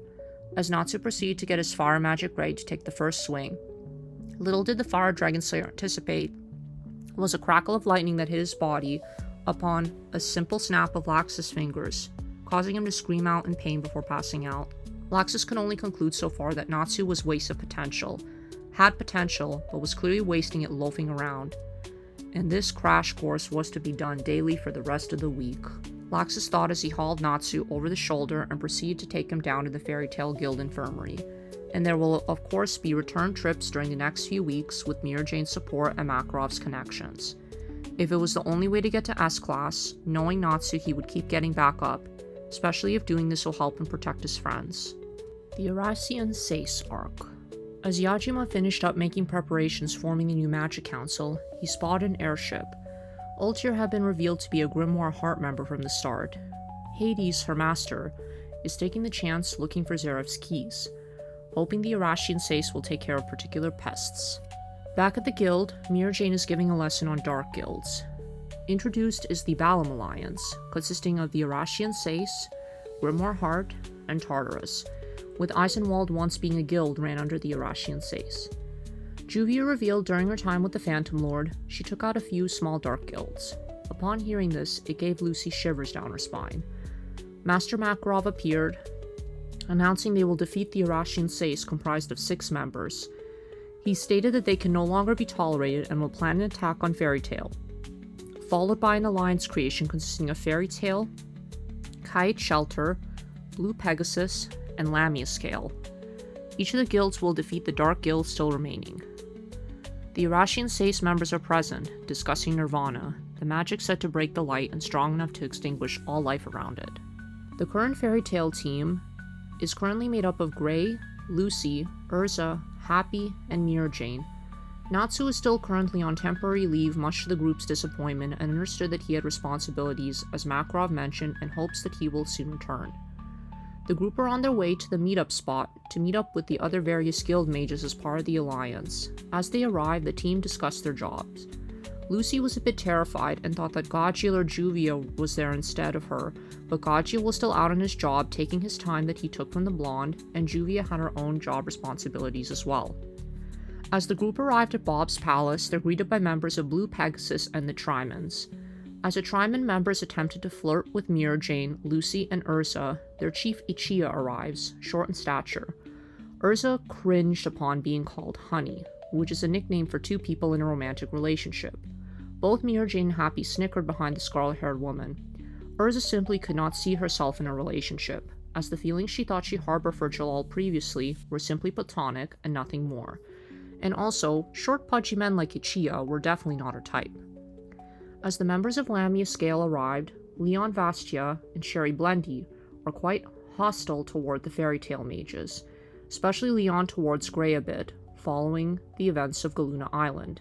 Jura, one of the 10 wizard saints, puts a stop to the confrontation while waiting for members from the 4th guild to arrive. A little girl with long dark blue hair tied up in pigtails arrives. She introduced herself as Wendy Marvel, followed by a white flying cat beside her named Carla, who makes Happy blush a bit. Wendy apologized, stating that while she is unable to fight, she will help her team providing support magic. Once Ichiya returned back from the restroom, he explains the plan. A location in the woodlands is where Nirvana is rumored to lie, a magic so potent that many years ago the elders sealed it. Oracion Seis is suspected to find it and must be stopped. Hibiki introduced the Dark Guild members to his teammates, consisting of 6 powerful mages: Cobra, poisonous snakes; Racer, speed magic specialist; Hot Eye, nicknamed the Heavenly Eyes; Angel, a woman rumored to peek into your heart; Brain, their leader; and finally, Midnight with no data yet. The Alliance members must use numbers to their advantage. Ichiya states their objective is finding the Dark Guild's base and destroy it with the magic bomber, Christina. As the plan is outlined to everyone, the Alliance members leave except for Jura and Ichiya. Jura mentioned that his power level could not best Makarov Dryer before he gets pierced by Ichiya. At least it looked like him, when actually it was Angel, one of the Oracion Seis members. The Allied forces began sprinting towards the woods, however the Oracion Seis appears facing the Alliance head-on. Gray was the first to attack, however Racer with his speed magic easily outmatched the Ice Mage before using Motor. Lucy's quickly ambushed by Angel's helpers. Hawkeye takes out both Sherry and Leon with his Liquid Ground. Urza equips to her Heaven's Wheel armor to pierce Cobra, but the poisonous snake user dodged her attacks. Mira Jane noticed Midnight sleeping as she prepares for an attack. However, the Oracion Seis member wakes up countering her. Racer stated that it's scary to wake Midnight up. Angel takes out Gray using Gemini to copy him. Urza re-equips to her flight armor, charge up both Cobra and Racer. However, Cobra's mind-reading ability negates that. Scarlet-haired woman cursed at herself and mentally thought out of desperation, "Natsu, come back soon." Even Mira Jane was barely still standing before having succumbed to as well. Urza felt a painful bite by Cobra's snake. Their leader Brain summoned a darkness magic spell, Dark Rondo. Wendy was spotted hiding behind a rock and immediately stopped the spell. As the Allied forces are taken out by the Oracion Seis, the leader is delighted to see Wendy, and he attempts to capture her. As Wendy reaches out for Carla, she accidentally grabs Happy instead. Brain gets out his magic against the fallen Alliance guild members. However, Jura arrives countering with his earth magic, alongside, surprisingly next to the wizard saint, Natsu, who used Fire Dragon's Roar. The Oracion Seis members flee. Ichiya used his pain relief perfume to refresh everyone. Natsu could not find Happy and looked everywhere. He noticed a white cat. Fire Dragon Slayer asked her if he happened to have seen a blue cat with wings similar to hers. The white cat said that he was captured alongside her companion, Wendy. Natsu thought that name sounded familiar. Meanwhile, Mira Jane had everyone's attention toward Urza, who was poisoned. Lucy's belt was taken in exchange for a sword to be used for amputation. Leon agrees to perform this act, but Gray stops him. Natsu's eyes widen and sprint over to where Urza was. Carla said that there is a way. Wendy is in fact a Sky Dragon Slayer capable of using lost healing magic. Natsu was surprised, as now he recalled who this Wendy was a bit. The group now decide their new objective was to save Wendy. In the forest, Oracion Seis is in their base. Brain ordered Wendy to heal someone. After Nirvana was mentioned, the other mages understood his plan. Brain sent out Cobra, Angel, and Hawkeye to seek out Nirvana. Racer is sent retrieving the unknown person. Happy angrily demanded to know what Nirvana was. Brain exclaims that it is magic that switches light and darkness. The Allied forces in the meantime split up. Natsu was filled in more on the plan by Mira Jane, while Hibiki and Lucy stayed behind to guard Urza. As Lucy lacked confidence in her abilities a bit, Hibiki complimented her. Mira Jane instructed Natsu to back up both Lucy and Hibiki in case trouble comes along their way. Mira Jane, Gray, and Carla, while looking for Happy and Wendy, they spot a patch of dark woods where the Naked Mummy Dark Guild stands.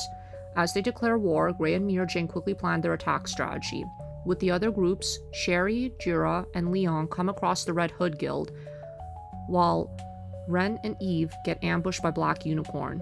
Ichiya by himself is against a Dark Guild fighting solo. Racer comes back with a coffin in his hands despite the transportation taking extra time. The coffin chains are released and inside lays Jalal Fernandez. Wendy's confused.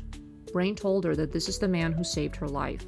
Both Gray and Mira Jane make quick work of most of the members, leaving only Gato and Nato standing. Wendy comes face to face with Jalal. Happy lets her know of the many acts he had done. However, Brain manipulates her that her life is owed to him. Wendy's scared in fear and confusion. Brain attempts a fake attack on Jalal. The little girl begged him to stop, and she was attacked, causing her to trip and fall on the ground. Happy goes on to mention Jalal's actions. Wendy, however, is not fully convinced what Happy's saying to her. She requested more time to think it over, while Happy prays for Natsu to hurry up despite his secret training sessions. Both Mira Jane and Gray defeat Gato and Nato with ease, despite slight exhaustion from Gray's end. As Mira Jane proceeded to interrogate them for more information, their opponents weren't willing to talk. Eve and Ren take out Black Unicorn. Sherry, Leon, and Jura from Red Hood inquired the base location. Jura sensed an ominous power coming. He told them to continue the search while he stayed behind and be a decoy. Mira Jane, Gray, and Carla approach Brain's hideout. Racer goes after them while Happy was knocked out. Brain insisted Wendy to heal Jalal. Gray and Carla enter the cavern, however both were too late as Wendy began healing Jalal. Gray was easily knocked down.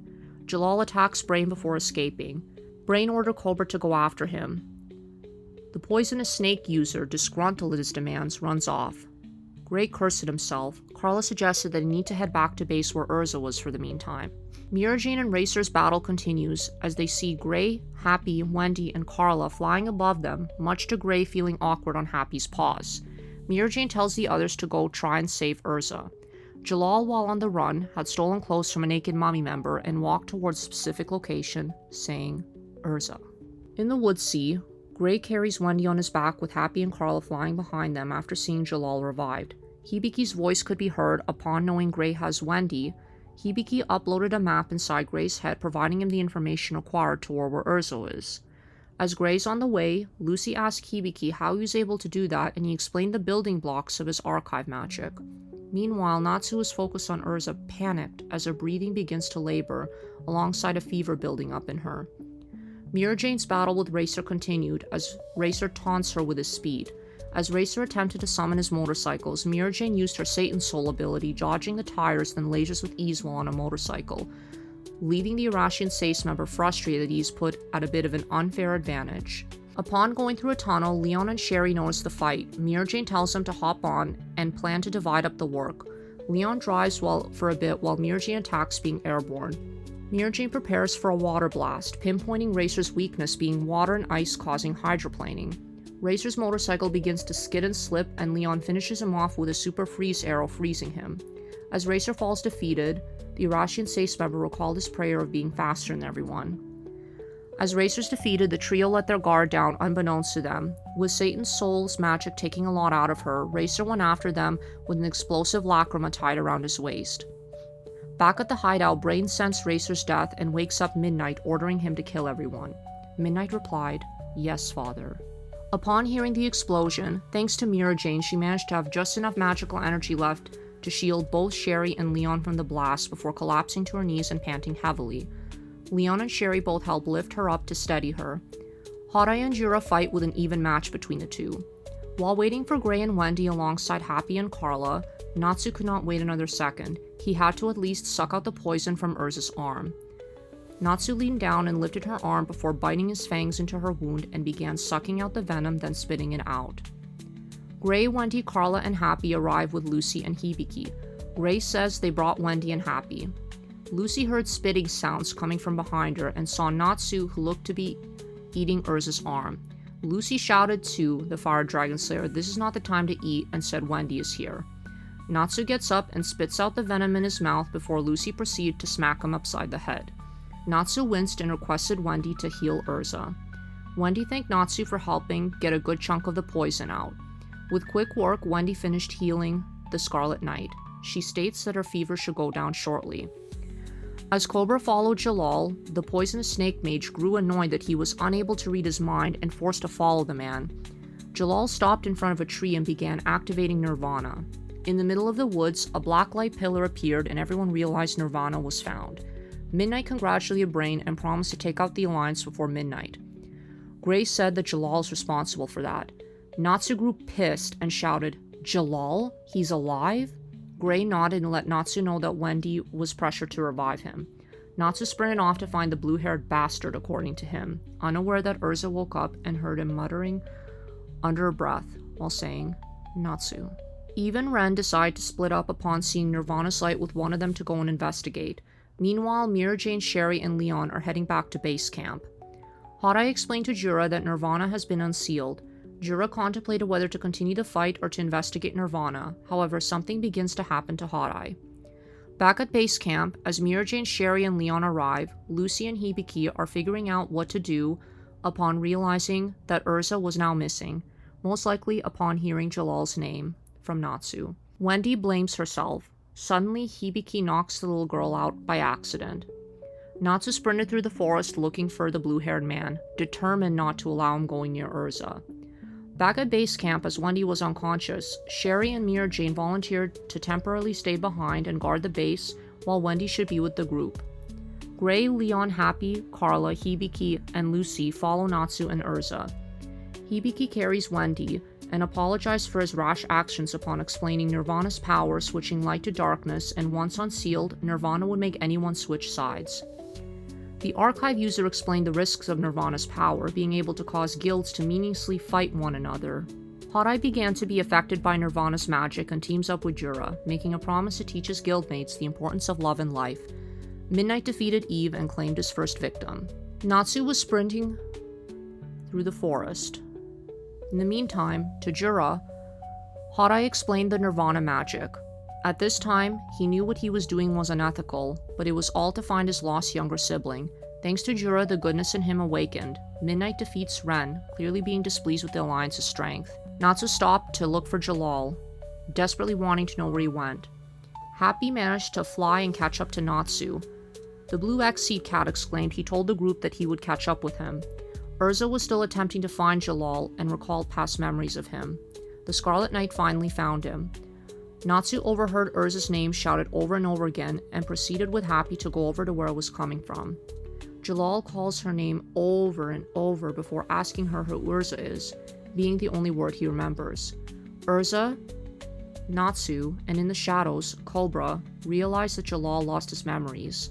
The blue-haired man attempted to attack Urza and told her not to come any closer. The scarlet-haired knight revealed to him about his past. Upon hearing what she told him, Jalal could not believe what he had done and expressed a bit of remorse, despite his memories being all jumbled. Natsu, meanwhile, was still in hiding as he watched every move Jalal was making. The pink-haired dragon slayer couldn't help but feel some remorse for Jalal, even though what he had done back at the Magic Council was inexcusable. Cobra stepped out of the shadows, revealing himself to both Jalal and Urza. The Oracion Seis member questioned the blue-haired man on how he was able to discover and unseal Nirvana. Jalal stated that Nirvana is a dangerous magic spell he installed to destroy it. He says further that he already cast a square of self-destruction both to himself and it, planning to free Urza from the pain and grief he caused. Natsu gritted his teeth upon spotting the poisonous snake mage. He immediately picked up that this was the bastard who poisoned Urza, his comrade and friend. Happy saw Natsu's expression and asked Natsu what should we do. Natsu muttered that when the opportunity strikes, to kick that snake-wrapped bastard's ass. Jalal collapsed from fatigue. Urza rushed to his aid. Cobra gloated that Jalal will take it to his grave. Urza attempted to stop Jalal from taking his life and encouraging him to live. Brain arrived, revealing having previously worked for the Bureau of Magical Development, he created thousands of magic spells, one of which he taught to Jalal. Cobra informed his leader about Jalal's amnesia. Brain exclaimed that he will now take Nirvana. Urza attempts to stop him, however the Nirvana activation had already begun, causing the ground to shake, with Happy having to hold on to Natsu for support, revealing his true form being an ancient city supported by giant legs. The Oracion Seis leader and Cobra turned around and spotted both Natsu and Happy. Urza, while holding on to Jalal, was both surprised and impressed that he was able to stay hidden. Lucy, Hibiki, Leon, Gray, Sherry, and Mira Jane noticed Nirvana's true form, and each began scaling the legs. Lucy summoned one of her celestial spirits, Taurus, requesting him to help her climb the tall structure despite his complaints. Brain commented that there was a pest hiding in here, before concluding to Cobra that their objective is to destroy a specific guild, which Nirvana is headed straight for. Brain commanded Cobra to deal with this pest, referring to Natsu. The Fire Dragon Slayer asked Cobra with slight anger in his tone, "Are you the bastard that bit Urza?" The poisoned snake mage gloated with a smirk and simply stated, "Well, more like my little snake putty here did the job. How did you know?" The Fire Dragon Slayer could only comment saying, "Lucky guess." Normally for a fight he would be fired up and excited, but he was pissed off more than anything. If Natsu had arrived a bit sooner, possibly this could have been avoided. All Urza could do was watch while tending to Jalal, who slipped into being unconscious. Not wanting to cause further damage and risk harming both Urza and Jalal, Natsu told Happy that they're going airborne. The Fire Dragon Slayer opened up with a Fire Dragon's roar. Cobra used a snake, Cubelios, and it formed wings which surprised Natsu. Natsu tried to attack, however, was intercepted by Cobra, who revealed that he could hear Natsu's movements. Carla and Wendy made it to Nirvana. Wendy said to Carla that she will try to stop it.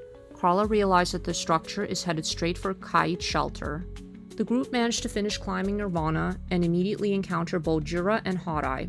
Hot-Eye revealed Brain's location, but Midnight showed up and attacked them. Thankfully, Hot-Eye managed to liquefy the ground before the attack connected, rescuing the Alliance members.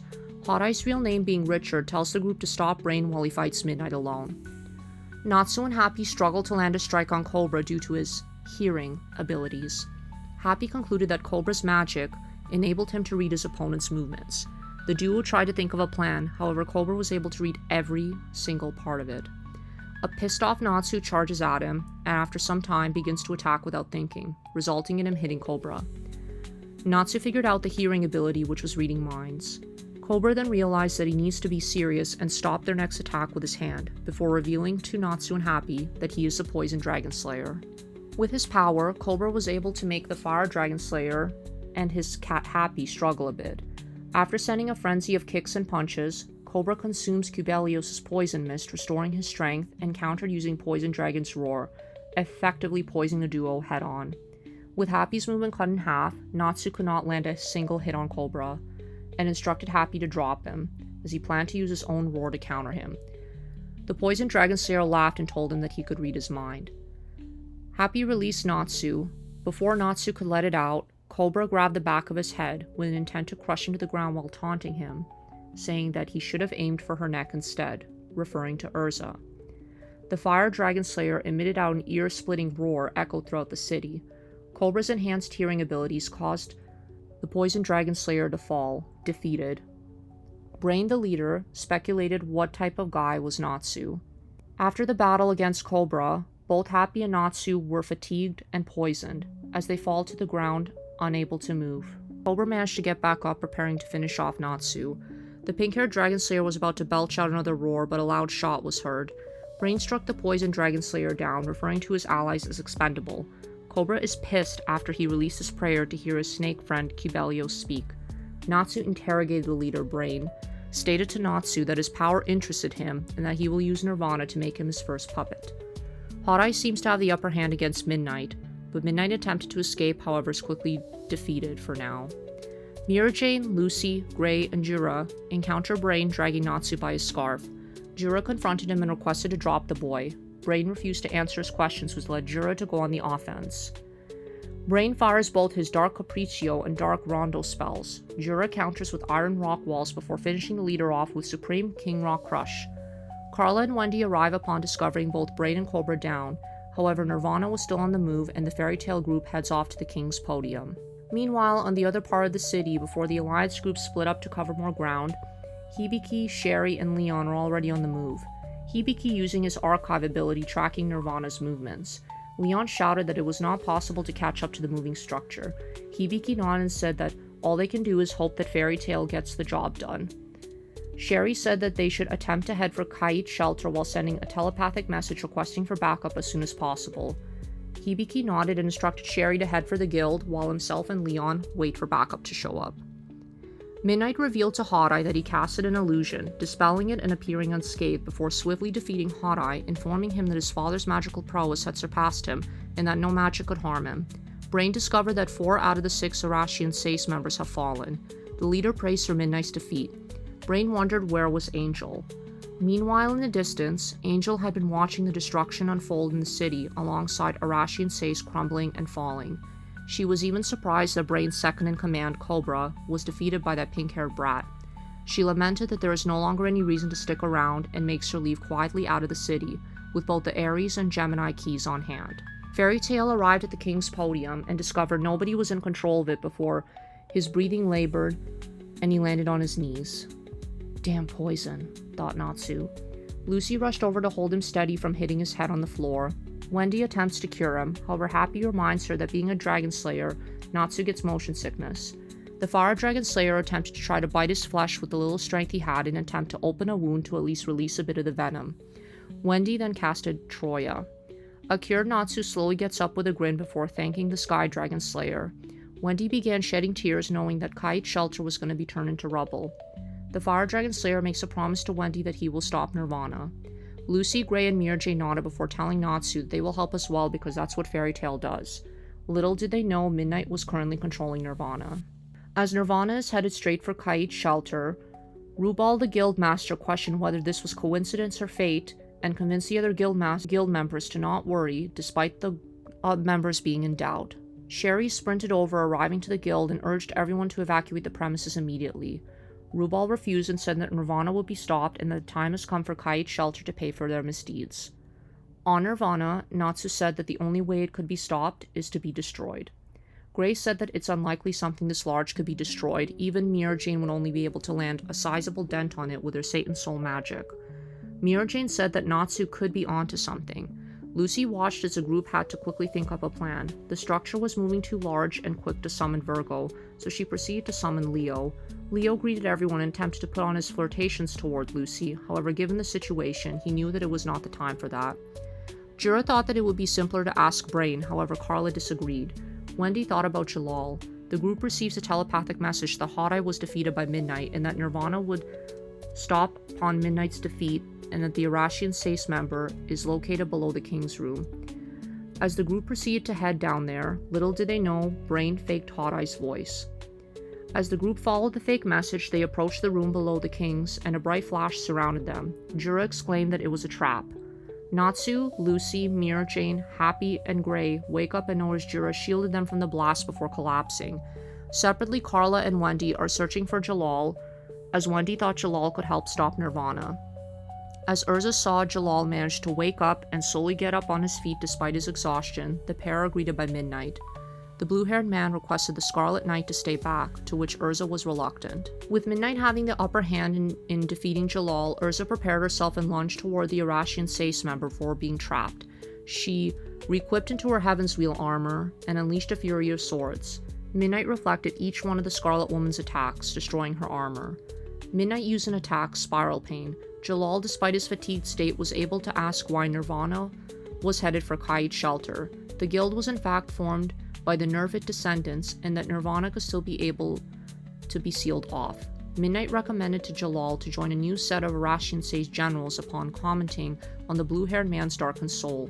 With flashbacks of his past memories that flooded back to him, Jalal succumbed. However, Urza, with the remaining strength she had, told Jalal that despite the darkness, there was still some light within his soul before re-equipping into the robe of Yuan armor, enhancing both her speed and strength.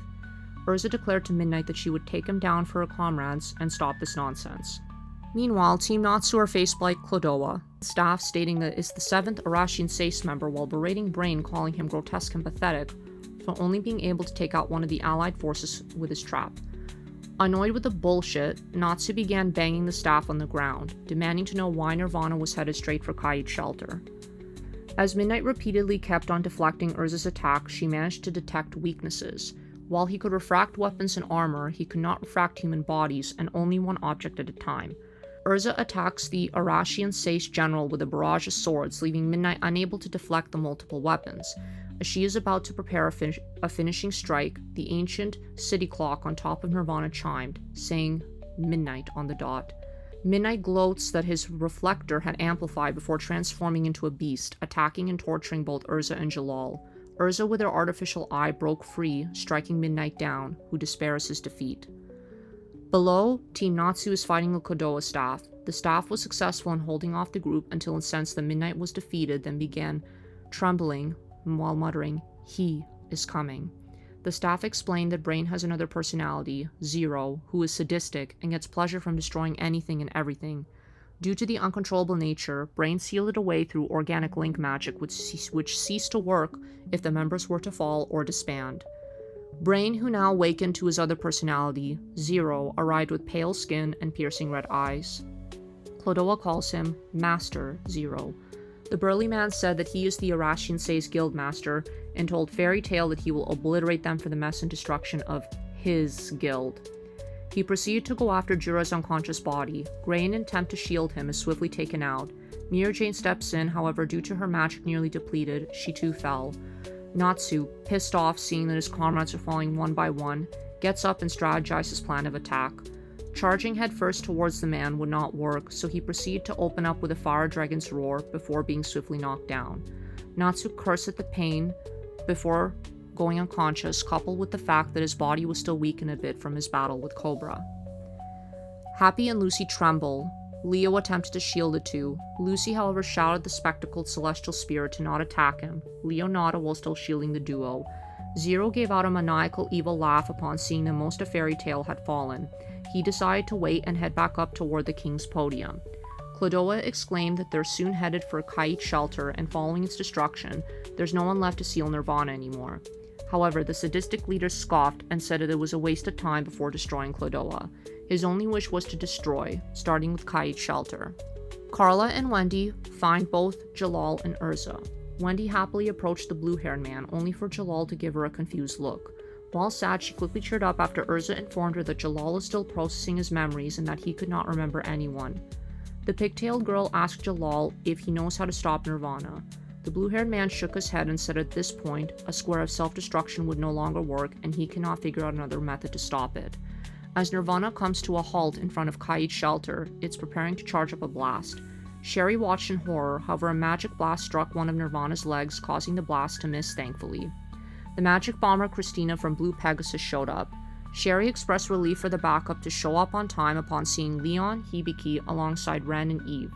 Hibiki communicated with his telepathy to Fairy Tail and Sherry that Christina is back up and running, with Leon using his creation magic to replace the broken wing in swift time.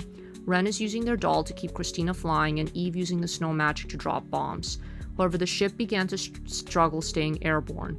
Sherry, while still in full strength, promptly casted her air magic while requesting to Hibiki to pass her over a ladder from the airship. Hibiki explained while going through Archive, he figured out a backup method to stop Nirvana. The group simultaneously must destroy the 6 Lacrima stationed at Nirvana's body's base, which channels the magic power absorbed into energy from the earth.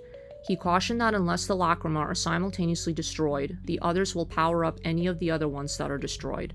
Furthermore, the Archive user mentioned that he has an app to coordinate their timings toward destroying the Lacrima.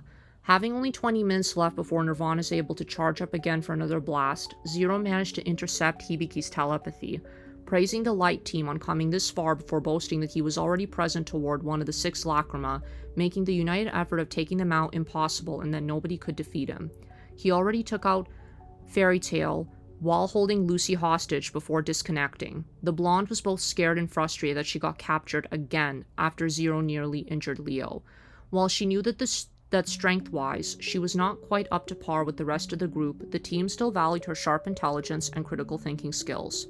Leon and Ren were beginning to run out of magic power. Upon noticing this, Sherry desperately pumps out more of her magic to keep Christina afloat, however it was futile. Hibiki used up the last of his telepathy. The group pleads to Fairy Tail and inspired Natsu, Gray, Mir Jane, and Happy to get up. Urza and Jalal also plead. On the inside, Urza prayed for Natsu. Upon sensing the prayers, the pink-haired Dragon Slayer managed to get up despite his muscles being extremely sore. He suffered worse from his training with Laxus. No pain, no gain, Natsu thought as he punched the floor to stay upright and answered back saying, "We're here." The rest followed suit.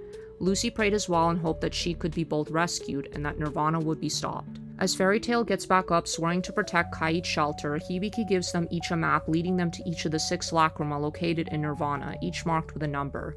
The remaining Allied Force members get on board the Nirvana. Natsu, Gray, Happy, Mir Jane, Ichiya, Urza, and Jalal each take the numbers of the Lacrima down to destroy. Natsu picked 1, Gray 2, Mir Jane 3, Ichiya 4, Urza 5, and Jalal 6. As Jalal attempted to speak, Urza cuts him off and cautioned him that Natsu does not know his circumstances yet and will see him as a threat. The scarlet-haired woman was both curious and concerned about Natsu's hidden power within him, as she initially speculated that he would surpass her. Hibiki's telepathy power is exhausted, ceasing the communication. Christina crashed to the ground. Each Alliance team member began heading toward their respective Lacrima while Ichiya was lagging behind. Natsu approached his Lacrima and saw Zero and Lucy in the corner being held hostage. Lucy expressed relief upon seeing Natsu. Urza told Jalal and Wendy that Zero was most likely at the first Lacrima room given Natsu's heightened sense of smell and chose that number for a purpose. Wendy urged Urza that they should back him up. However, the Scarlet Knight said that they should have faith in Natsu. Jalal now begins to remember upon hearing the name. Natsu and Zero begin their battle. The Fire Dragon Slayer is being cautious a bit, given that Lucy was in the room, coupled with the fact that Zero had very high strength. However, his speed was slower than Natsu's. Even though the Pink Dragon Slayer was still weakened from his fight with Cobra, he did not want to get too reckless. As Zero casted Dark Capriccio, Natsu countered it with Fire Dragon's Iron Fist. Suddenly, with a malicious grin, Jalal appeared, blasting Natsu with his magic, catching the pink-haired Fire Dragon Slayer off guard. Surprised and agitated by the sudden attack, Natsu turned to see the blue-haired bastard himself that made Urza cry. Zero asked the man if his memories had returned. After being struck by Jalal's fire magic, Natsu was lying on the ground gritting his teeth and swiftly got up, charging toward the blue-haired man in a mix of agitation, mental pain, and overprotectiveness. Jalal continued attacking the fire dragon slayer with more magic, before the blue-haired man told the boy that he remembers and understood Natsu's abilities, and speculated about his hidden power that slumbered within him. He explained that so far that he had only regained his memories of Natsu himself, the Alliance's last hope, before stating that his objective was to help him defeat Zero and stop Nirvana regardless of how many sins he could have committed in the past.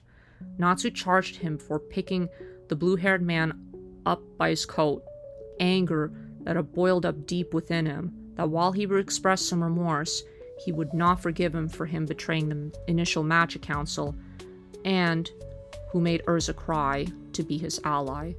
Lucy was stunned upon seeing the tension unfold between Natsu and the other man, Jalal. Was this why Natsu had been socially withdrawn and away from the guild for a while? The blonde thought that much at least. Zero, clearly disinterested, told them to take their scuffle elsewhere before casting Dark Capriccio. Lucy shouted to Natsu, however Jalal jumped in front of the boy and shielded him from the darkness spell. Natsu began having flashbacks from the Tower of Heaven when Simon shielded himself in front of Urza. Jalal collapsed. Natsu rushed over to the blue-haired mage and shouted, "Why did you do that?" As the blue-haired man is fading towards unconsciousness, he says to Natsu that he could finish him off if he desires to, before he pled to the Fire Dragon Slayer to accept his flame, the golden flame of rebuke. He acknowledged that he does not want Natsu to forgive him, and instead take the flame of rebuke's power, while saying that he too believes in the man Urza believes in. Natsu begrudgingly accepts the flames which engulf him, as Jalal smiled before slipping temporarily back into unconsciousness. Alongside Dragon Force being activated, causing scales to form in his face, Natsu's dark crimson markings began to resurface on the side of his face, and his fingernails elongated, slightly looking almost like small claws, similar from the Tower of Heaven. Lucy noticed that Natsu had a different aura about him, which had her a bit scared. Natsu was both angry and determined to fight Zero, as his magic power shot up significantly, even let out a slight growl instinctively. All Lucy could do is believe in her friends and do her best. She now managed to untie herself from the magic binding ropes using a nail file she kept with her for emergencies. With 5 minutes left on the clock before Nirvana could charge up another blast, Mirajin was already at Lacrima 3 patiently waiting for everyone else. 3 minutes and counting, the rest of the group arrived toward their assigned Lacrima numbers. Natsu viciously goes all out towards Zero, feeling a bit of the bloodlust within him. The larger, burlier man grew delighted as he began using a variety of his dark magic spells from Dark Capriccio, Dark Delete, and Dark Gravity. Lucy knew that she had to now get up and secretly escape. Happy thankfully sneaks up behind Lucy and takes her to safety as his fight escalated to reunite back with the rest of the group. The gravitational force surrounded the pink-haired dragon slayer, sending him going through the floor and Zero following him. Both Lucy and Happy could only shout for Natsu before they made quick haste to get down there. Zero initially had gained the upper hand, mocking the pink-haired dragon slayer that while he managed to Dragon Force, he lacked on how to properly control it alongside his dragon powers. Natsu managed to get up and state that sure, while he may not be the most skilled, he was not weak and sensed his comrades' prayers. Upon unleashing a flurry of punches and kicks directly at Zero while Zero countered his by blocking using his larger body to his advantage, Natsu prepared to cast Dragon Slayer's secret art, Crimson Lotus Exploding Flame Blade, while Zero prepared his ace attack, Genesis Zero. Both attacks clashed head-on and caused an explosion. Lucy and Happy managed to run into the Lacrima room where Mirajin was stationed, who guided both of them to stay put. Everyone made their preparations to destroy the Lacrima.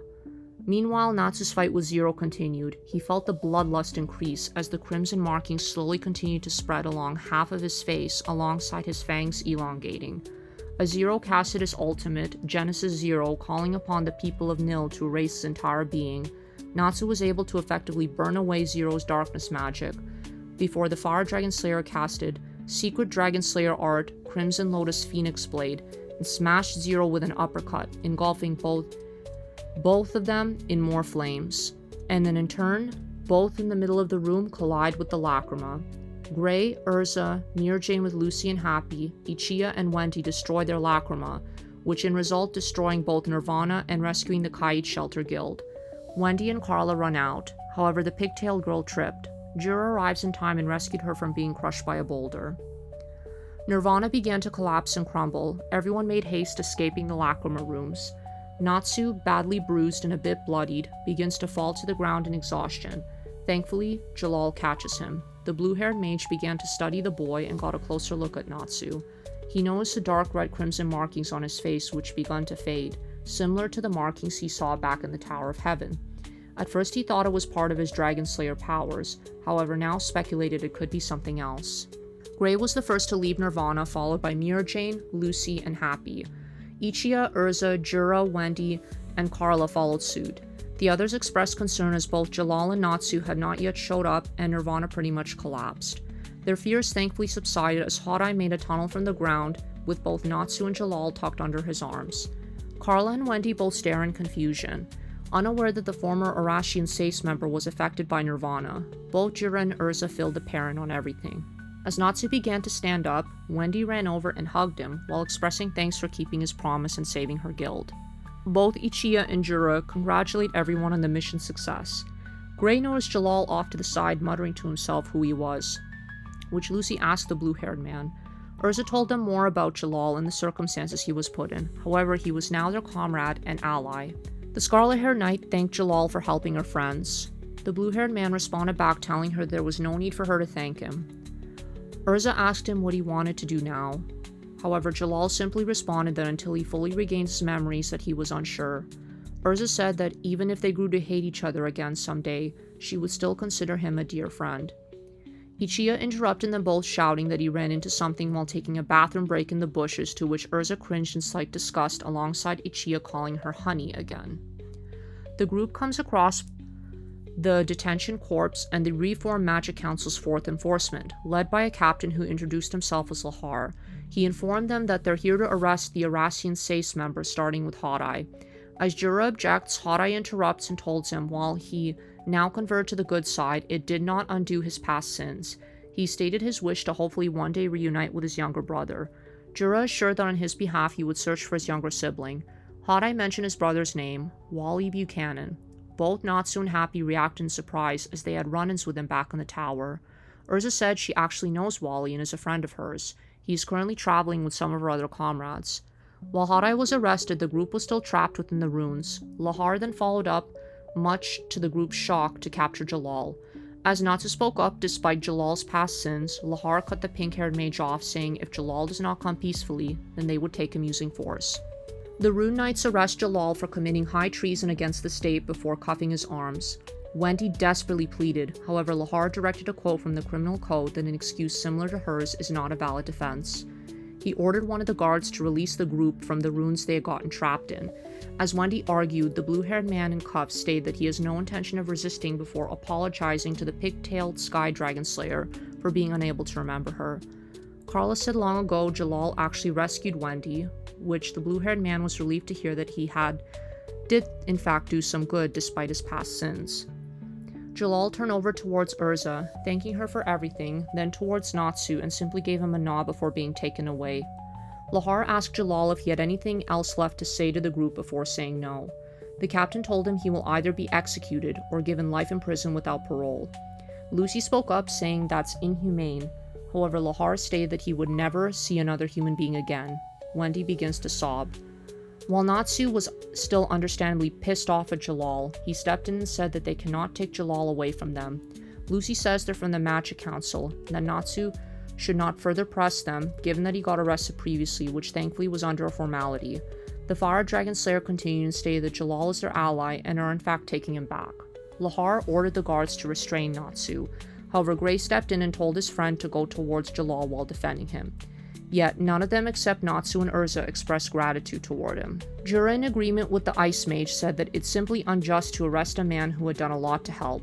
Ichiya said that it deeply pains him to see Jalal taken away. His honey here will be sad.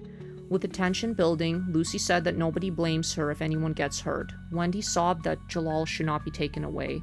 As Natsu struggled with the guards restraining him, the Fire Dragon Slayer urged the blue-haired man to come with them, that he can't leave and all of them are with them. The guard captain grew impatient and issued the order to arrest them all for the obstruction of justice alongside helping a wanted criminal escape. Urza demanded her comrades to stop, including Natsu. She apologized to the guard captain for the commotion they have caused and that they'll take full responsibility before proclaiming that they will allow Jalal to be arrested. Natsu looked at Urza and saw her facial expression again.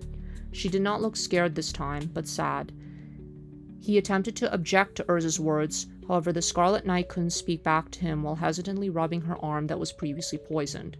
Jalal gazed back at Urza, relieved, as he did not want her friends to be dragged into his own mess. He mentioned Urza's scarlet hair and remembered the time he chose her last name, Scarlet, before he was taken away. The next day, the Alliance members all meet up, except for both Natsu and Urza. Happy asked Lucy and everyone else where Urza was, as Mirror Jane informed the Blue X Seed that Natsu wanted to spend time alone doing some personal training. Lucy replied that she should be left alone for a bit. Meanwhile, Natsu's punching and kicking random trees in the nearby woods, and Urza is elsewhere sobbing. She remembered the time when her, Jalal, and Wally exchanged names.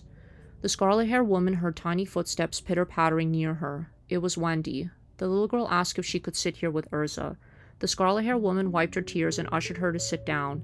Wendy started to cry. Urza consoled her and said, "It's okay to cry sometimes, and try to bury the sadness in exchange for having friends around you." Wendy looked up at the scarlet-haired woman with hope. Urza offered Wendy to join Fairy Tale if she chooses to. Wendy nodded and asked Urza if she wanted to go even for a little bit to meet up with everyone else. Natsu, meanwhile, split a tree in half, was still figuring out where not only Igneel went, but also how he could get stronger and protect his friends. He felt that he still could not do enough despite trying his best. Like his battle with Cobra, he knew if the poisoned Dragon Slayer did not get shot, he would have been dead. There was still a ways to go before he could even attempt the S-Class exams and continue doing the opposite of what everyone else was doing, courtesy of Laxus. Rubal, the guild master of Kait Shelter, shows up at the party congratulating and thanking the group for destroying Nirvana while the rest of the members smiled in gratitude. He then tells them that the members of Kait are not the descendants of the Nervit, but the Nervit themselves. He then goes on to explain that he was the one who created the inversion magic Nirvana to stop the wars raging across the planet 400 years ago. While it worked for the while and the Nervits enjoyed their peace, living atop Nirvana, things began to go wrong. He explained that there must always be balance, and as a result, the darkness erased from the hearts of people so far began to immerse itself within the Nervits' hearts, eventually making them take each other out, leaving Rubal the sole survivor, and effectively Nirvana's guardian. Urza and Wendy arrived to meet up with the group. Lucy waved over to them. Rubal continues and told the stunned group that his physical form is long gone, and that he is little more than a faint ghost atoning for sins of his past. At this point, upon hearing this, a hurt Wendy breaks down and begins to cry, disbelieving what Rabul was saying. He then begins to explain that the under-members of Kait Shelter were mere illusions that he in fact created. As the illusions began to disappear, one by one at a time, Wendy begged and pleaded them not to go. However, Rubal consoled the little girl and told her that she and Carla no longer need a foster family, as they now have real friends. Rubal thanks everyone one last time for destroying Nirvana and freeing him from his burden, before fading away as well. Wendy decided and told Urza and Lucy alongside the rest of the guild members that she will join Fairy Tale. Alright, this was a long one, but I'm going to stop here for now. In the next part, we will begin with the Atlas arc. Thank you so much for listening, and take care. Have a good one.